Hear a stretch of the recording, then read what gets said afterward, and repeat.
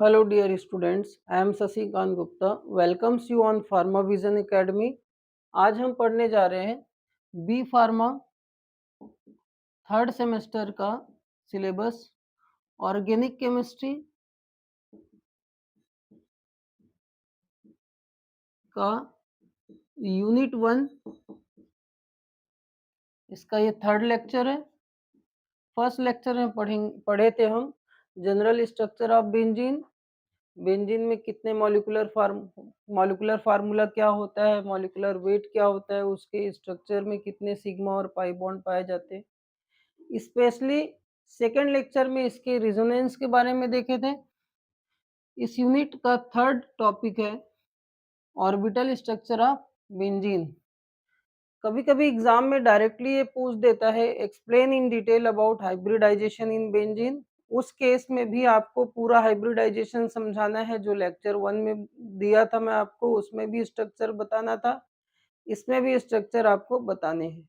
तो हाइब्रिडाइजेशन ना बोल के डायरेक्ट आपको अगर पूछ दिया explain in detail about orbital structure of benzene, उस केस में भी हाइब्रिडाइजेशन समझा के, पूरे स्ट्रक्चर समझा के उसके ऑर्बिटल पिक्चर को एक्सप्लेन करने हैं।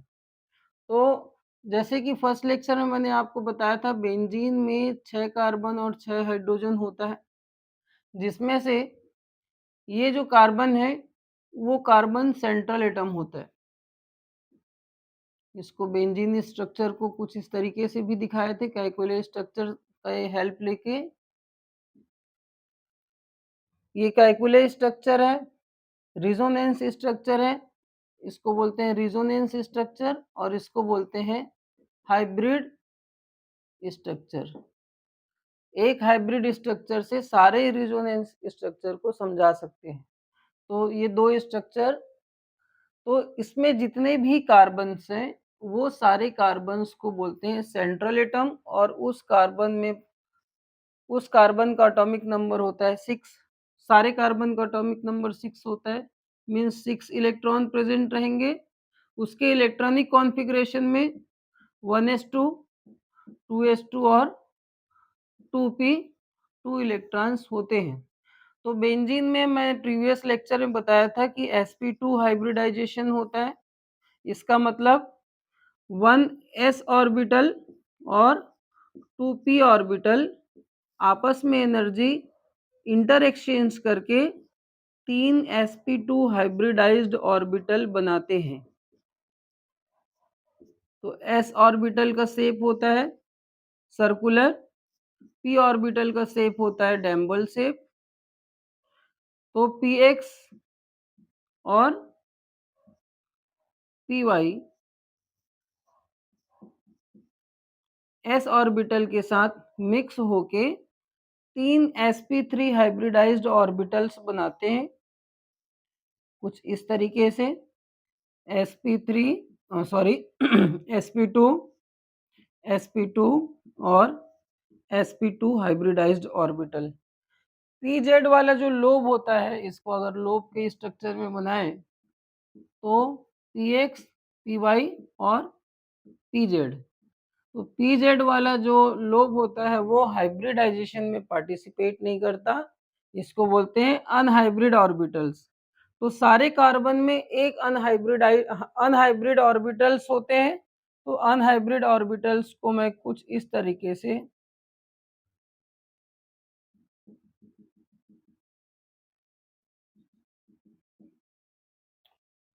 पार्शियल लाइन से इंडिकेट कर देता हूं, दैट रिप्रेजेंट pz ऑर्बिटल। तो सारे कार्बन का सिमिलर स्ट्रक्चर होता है। सारे कार्बन में sp2 sp2 sp2 के 3 ऑर्बिटल्स पाए जाएंगे और pz ऑर्बिटल ब्लैंक होता है। तो सारे कार्बन को अगर ऑर्बिटल स्ट्रक्चर बनाए तो किस तरीके से बना सकते हैं? सारे कार्बन एक दूसरे से, आप स्ट्रक्चर में देखे होंगे, सिग्मा बॉन्ड बनाते हैं। तो हाइब्रिड ऑर्बिटल्स आपस में ओवरलैप करके सिग्मा बॉन्ड बनाते हैं, पहले बता चुका था। हाइब्रिड ऑर्बिटल ओवरलैप करके सिग्मा बॉन्ड बनाता है। और अनहाइब्रिड ऑर्बिटल पाई बॉन्ड का फॉर्मेशन करते हैं। ये आपको याद रखना है। तो स्ट्रक्चर में, बेंजीन के स्ट्रक्चर में कार्बन को हम एक कार्बन के 3 हाइब्रिड ऑर्बिटल sp2 और sp2, दूसरे कार्बन का हाइब्रिड ऑर्बिटल,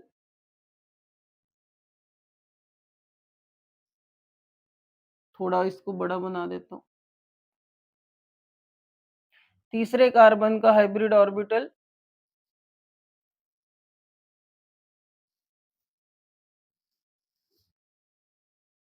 चौथे कार्बन का hybrid orbital,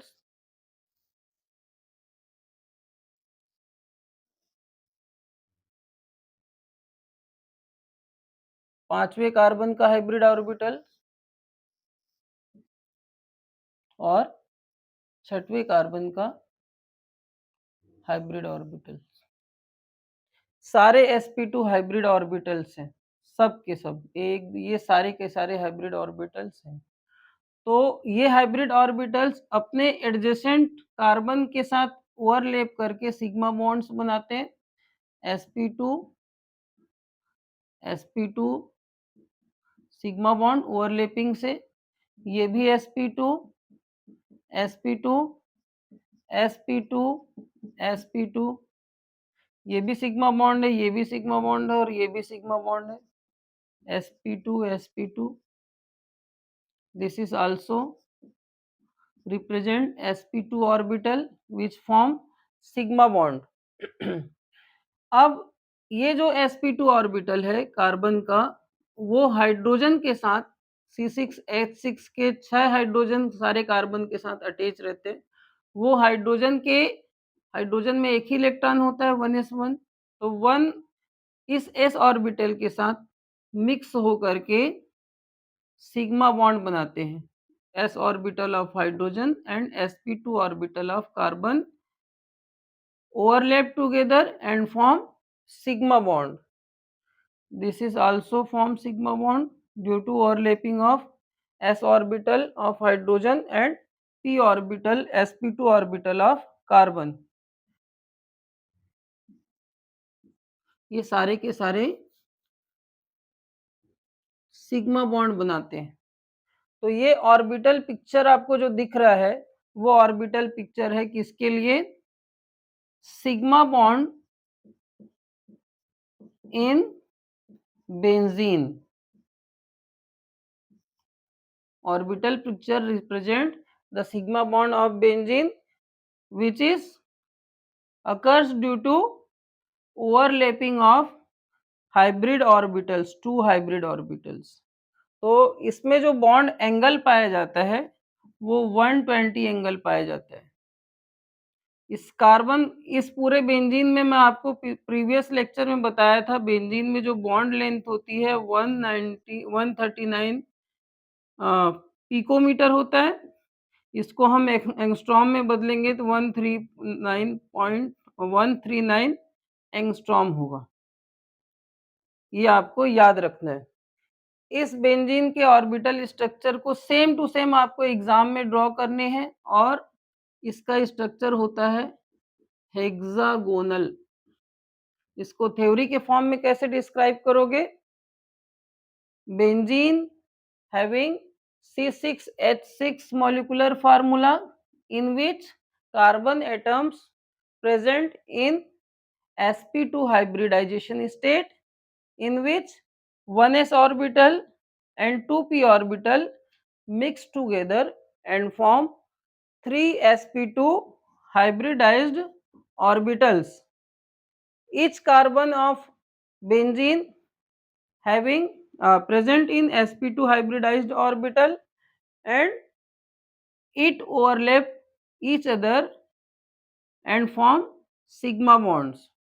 6 sigma bonds forms due to overlapping of sp2 hybrid orbitals between two carbon, 6 sigma bond, and 6 sigma bond forms due to overlapping of sp2 hybridized orbital and s orbitals। इस तरीके से आप exam में explain कर सकते हो। Bond angle of benzene structure is 120 degree and overall bond length of benzene is 139 picometer, or you can say that 1.39 angstrom also। this is the orbital picture of benzene। तो इसके बाद हम देखने जा रहे हैं orbital picture of benzene due to pi bond. तो जैसे कि मैंने आपको पहले बताया था कि बेंजीन के कार्बन में पाई बॉन्ड भी पाया जाता है, और पाई बॉन्ड होता है किसकी वजह से? अनहाइब्रिड ऑर्बिटल के लैटरल ओवरलैपिंग की वजह से। तो सपोज ये कार्बन का एक पाई बॉन्ड, दूसरे कार्बन का पाई बॉन्ड, सॉरी, एक कार्बन का पीजेड ऑर्बिटल और दूसरे कार्बन का PZ orbital.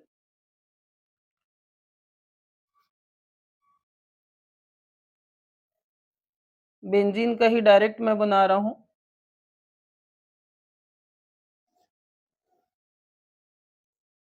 PZ orbital of carbon, PZ orbital of carbon आपने देखा है बेंजीन में ये अनहाइब्रिड फॉर्म में रहता है। This is PZ orbital of carbon. ये सारे के सारे पीजेड ऑर्बिटल बेंजीन का जो प्लेन है उस प्लेन से परपेंडिकुलर होता है। परपेंडिकुलर मीन्स 90 डिग्री में।